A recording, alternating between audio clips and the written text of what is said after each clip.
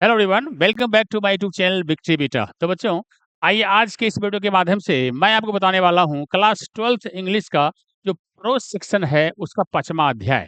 तो इसके पहले आपने देखा था 1 से लेकर 4 अध्याय तक आपको ऑब्जेक्टिव क्वेश्चन बता दिया था जो सिलेक्टेड 2025 के लिए है। तो आज हम 5वां अध्याय जिसका नाम है idea that have help Mankind, जिसके लेखक हैं बर्टन रूसेल।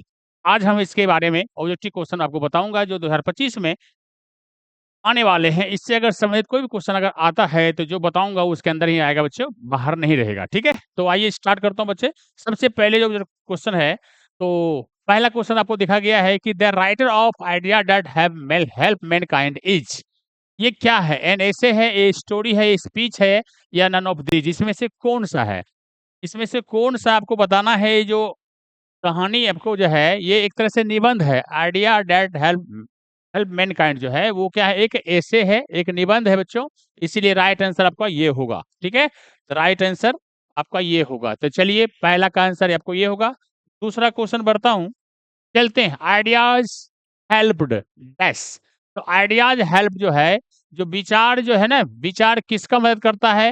मानव जाति का करता है, या एनिमल्स का करता है, या सेंट साधु करता है, या इनमें से नन ऑफ दिस? इसमें कौन सा है? इस अकॉर्डिंग टू, अगर आप जिस ऐसे करते हैं तो उसके अनुसार से ये जो आपको होगा आइडिया हेल्प मैनकाइंड। आइडिया मानव जाति को, विचार को प्रकट करता है और उसे डेवलपमेंट इससे होता है। ठीक है, राइट आंसर इसका ये होगा मैनकाइंड।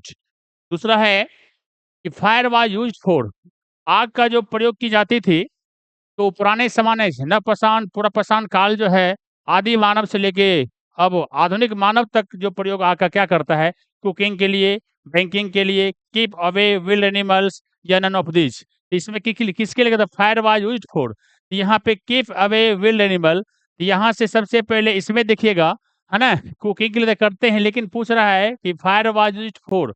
उस समय की बात अगर करोगे, जानवरों को भगाने के लिए, है ना, सुरक्षा करने के लिए, जानवरों को रखने के लिए, सुरक्षा करने के लिए करता था। तो यहाँ पे क्या करेंगे हम? यहाँ पे किक अवे विल्ड एनिमल्स की बात करते हैं। ये राइट आंसर इसका आएगा आपको। ठीक है, तो नेक्स्ट आगे बढ़ता हूँ बच्चों।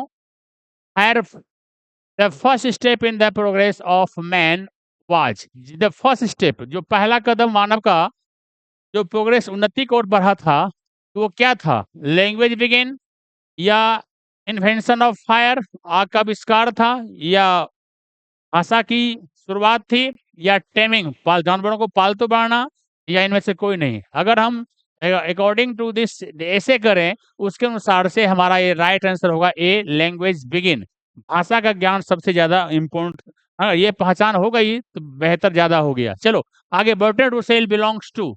अब जो बर्टन रूसेल जो हमारे लेखक हैं इस निबंध के, ये बिलोंग्स टू कहाँ से संबंधित थे? कहाँ से थे? जर्मनी से थे? नहीं। आइसलैंड से? नहीं। ब्रिटेन से थे? वेरी गुड, लंदन से थे, ये ब्रिटेन से थे। और ये नहीं होगा, राइट आंसर आपका होगा सी। चलते हैं फटाफट फटाफट देखते हैं।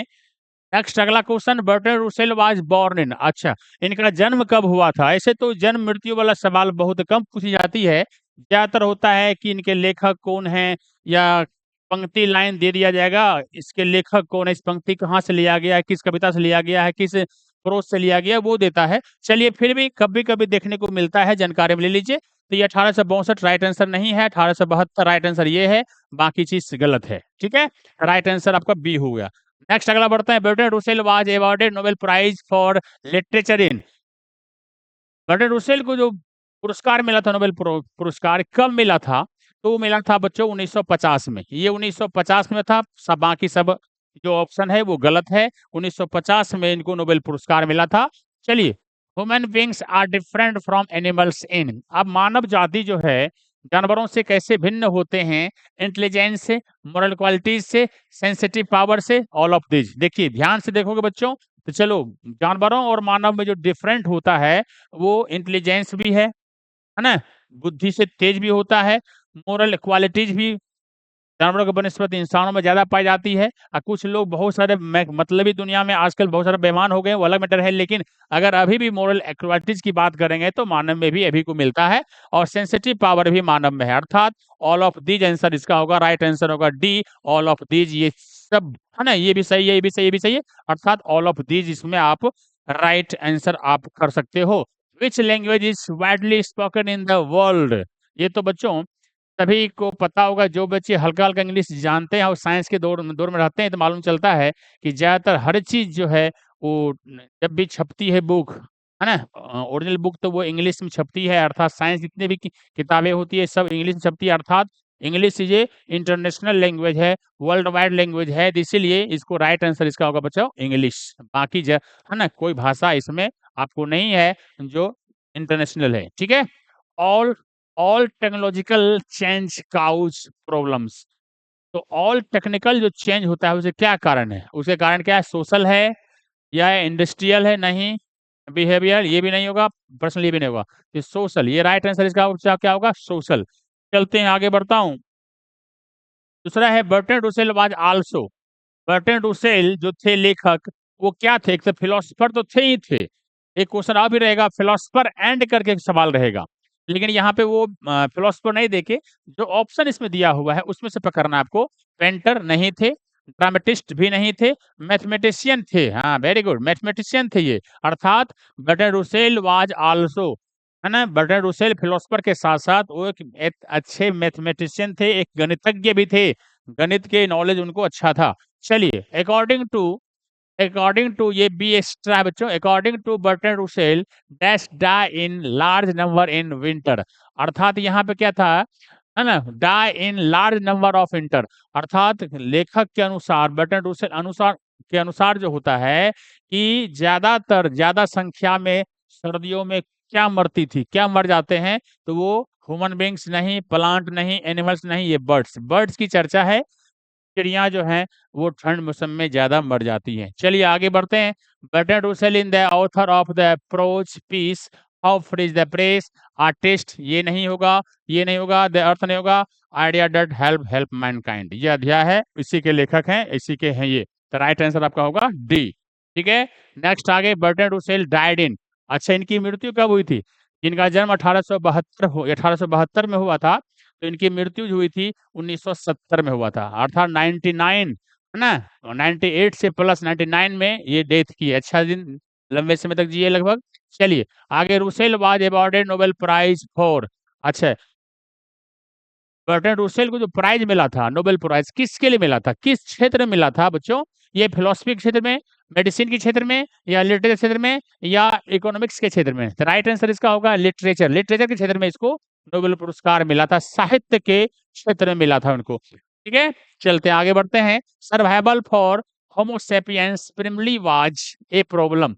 नेवर प्रॉब्लम नहीं होगा, नन ऑफ दीज नहीं होगा, बोथ देम नहीं होगा, अर्थात राइट आंसर होगा ए प्रॉब्लम। ये आपका राइट आंसर है ना? Survival for homo sapiens primary was, तो शुरुआती में जो मानव जाति थे, होमो सेपियंस क्या होते हैं? वैज्ञानिक का नाम होता है होमो सेपियंस, मानव का। तो शुरुआत में क्या था? एक समस्याओं से गुजरते थे वो, समस्याओं से। ठीक है, चलिए एक दो क्वेश्चन और है बच्चों बस। Human beings suffer for due to their, जो मानव जाति सफर किससे पीड़ित अधिक रहते थे, क्या कारण था? तो इग्नोरेंस का था, इंटेलिजेंस का था, है ना? रिलुक्टेंस का था, या नन ऑफ दीज का? तो इसका राइट आंसर होगा इंटेलिजेंस का। ठीक है, चलिए, रेगुलेंस का, इंटेलिजेंस में था, इसी कारण से वो आगे बढ़े। लास्ट क्वेश्चन, इसके अलावा एक एक क्वेश्चन और होगा बच्चों। सिविलाइजेशन टाउट अस, अर्थात सभ्यता हमें क्या सिखाती है? सभ्यता हमें टू बी अनलॉफुल, चलिए नहीं, ये गलत है। To be rude for cruel, नहीं, ये भी नहीं सिखाती है।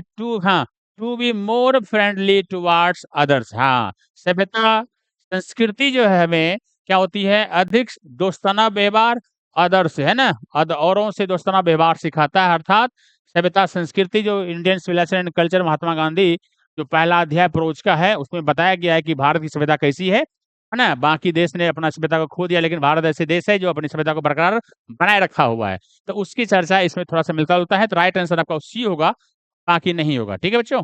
बस आज का लास्ट क्वेश्चन है बच्चों, देखिए, इसमें है dash was also a commentator on a large variety of topics. अब इसमें से डैश वाज कौन थे, किनके बारे में कहा था? Commentator on a large variety of topics, बड़े टॉपिक में वैरायटी के बारे में वो कमेंट्री करते थे, कौन थे वो? तो वो सीधी सी बात होगी, इनके लेखक कौन है? मार्टिन लूथर किंग जूनियर तो आई हैव ड्रीम के हैं, ये नहीं होगा, बर्टन रुसेल होगा। राइट आंसर होगा B, Burton Russell, Mahatma Gandhi और डॉक्टर जाकिर हुसैन इस अध्याय से लेना देना इसको नहीं है। तो राइट आंसर आपका आंसर ये हो गया बर्टन रुसेल। तो इसी के साथ ये टोटल क्वेश्चन हो गया आपका। तो बस उम्मीद करता हूँ कि ये जो सारे क्वेश्चंस मैंने आपको दिया है इसमें आप अभ्यास कर लोगे, 1-2 बार देख लोगे, तो इससे संबंधित कोई भी क्वेश्चन अगर आता है तो इस अध्याय से तो आप निश्चित रूप से आप इसको बना लोगे और आपका नंबर जो है इंक्रीज हो जाएगा। तो बस इस तरह से ये हुआ। नेक्स्ट डे एक नेक्स्ट अध्याय के साथ लेकर आऊँगा, तब तक आप इसे है ना, शुरू से अंत तक जो बच्चे नहीं देखे अपने दोस्तों को बताएँ, है ना? और प्रो सेक्शन 1 से लेके लगातार 5 हुआ, लगातार 11 तक होगा ऐसे करके। और पोएट्री सेक्शन जो है मैं आपको दे चुका हूँ, आप प्लेलिस्ट में जाके देख सकते हैं, 1 से लेकर लगातार 10 तक आपको मिल जाएगा। इसके बाद आपको स्टोरी ऑफ इंग्लिश है, फिर हिंदी का भी, हिंदी वाले सर से मैं आपको हिंदी का जो है 1 से लेके जो टोटल अध्याय है, वो अध्याय आपको 1 बाय 1 करके आपको ऑब्जेक्टिव क्वेश्चन करवाऊँगा, ठीक है? तो चलते हैं, फिर नेक्स्ट डे मिलता हूँ बच्चे नए अध्याय के साथ। Okay, good bye.